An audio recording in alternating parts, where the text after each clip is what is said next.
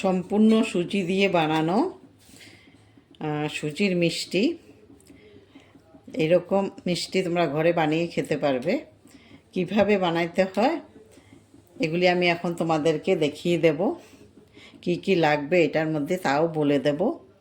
সম্পূর্ণ ভিডিওটা তোমরা দেখবে, টেনে দেখবে না, টেনে দেখলে বুঝতে পারবে না কখন কি দেওয়া হয়েছে।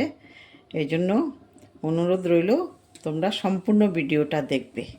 আমি কিভাবে বানাচ্ছি দেখে নাও।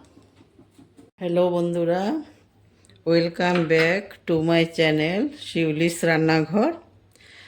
আজকে আমি সুজি দিয়ে মিষ্টি বানাবো। তো প্রথমে আমি চিনির শিরাটা করে নিচ্ছি। এজন্য 2 কাপ চিনি দিয়ে দিচ্ছি। প্রথমে 2 কাপ চিনি দিয়ে শিরাটা করে নেব। আর তার জন্য আমি জল দিতে হবে বেশি। 2 কাপ চিনির মধ্যে আমি জল অনেকগুলো দিতে হবে।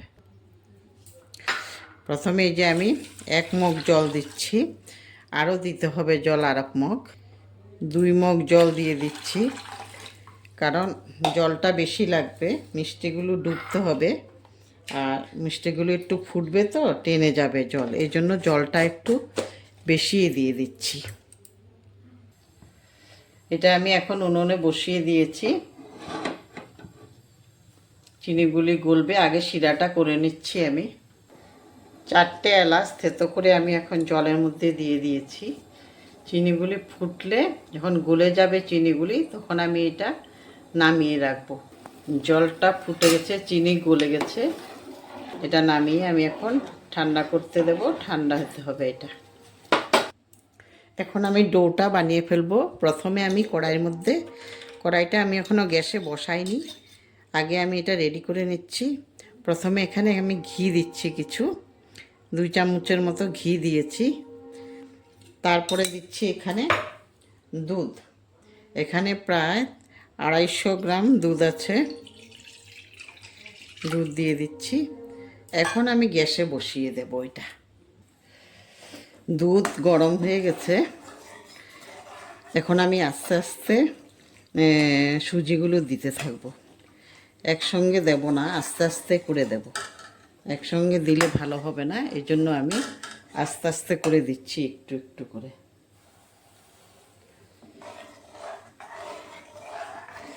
এইভাবে লাড়তে থাকবো আর আস্তে আস্তে করে সুজি দিতে থাকবো।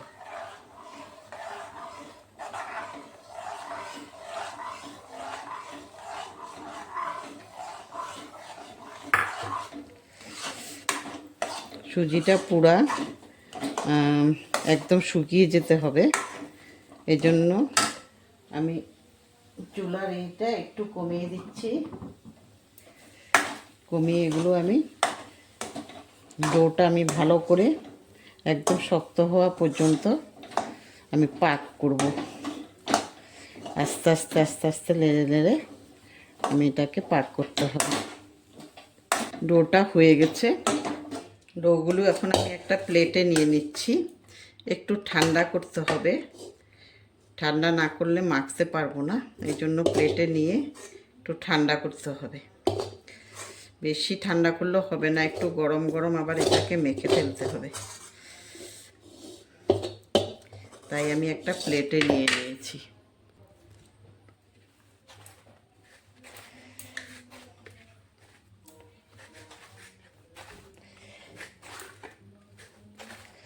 হয়ে গেছে।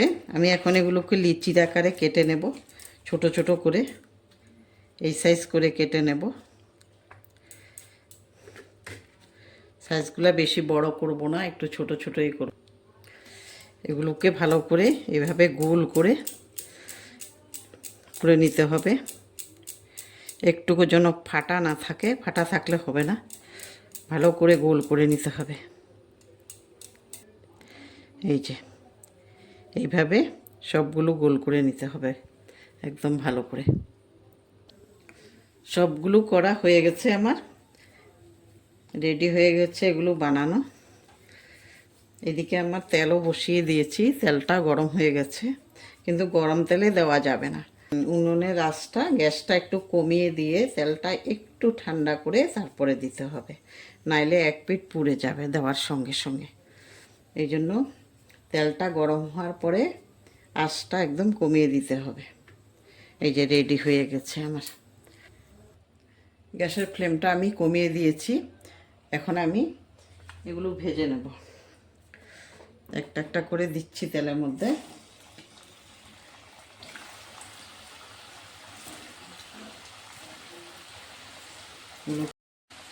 এগুলোকে লাল লাল করে ভেজে নিতে হবে, আস্তে আস্তে লাগতে হবে, উল্টি পাল্টি দিতে হবে, আস্তে আগুন দিয়ে ভাজতে হবে। কারণ ভিতরেগুলো জোরে আগুন দিলে ভিতরেগুলো সিদ্ধ হবে না, ভাজা হবে না। উপরেরটা লাল হয়ে যাবে, ভিতরটা ভাজা হবে না। এই জন্য আস্তে আস্তে আগুন দিয়ে এগুলোকে ভাজতে হয়। বারে বার উলট পালট করে দিতে লাগে, নাহলে এক সাইডটা বেশি হয়ে যাবে। এই জন্য আস্তে আস্তে করে সবগুলো উলট পালট করে ভাজতে হবে। একটু টাইম লাগে এগুলো ভাজতে। এগুলো ভাজা হয়ে গেছে, আমি এখন এগুলোকে নামিয়ে নিচ্ছি। তা আমার শিরাগুলো আগের থেকে আমি রেডি করে রেখেছিলাম। এখন আমি শিরাগুলো বসিয়ে দিয়েছি। এখন আস্তে আস্তে করে আমি মিষ্টিগুলো দিয়ে দেব, একটা একটা করে সবগুলো দিয়ে দেব এটার মধ্যে। এটা যখন ফুটে উঠবে তখন এটা ঢেকে দিতে হবে। জল গরম হয়ে শিরাটা উতরে গেছে, এখন আমি ঢেকে দেব 5 মিনিট। আর যদি আমার রেসিপিগুলো তোমাদের ভালো লাগে তাইলে একটা লাইক আর শেয়ার করতে ভুলবে না। আর যারা এখন পর্যন্ত সাবস্ক্রাইব করে নাই আমার চ্যানেলটা, ইউটিউব থেকে যারা দেখছো তারা প্লিজ একটা সাবস্ক্রাইব করে দেবে।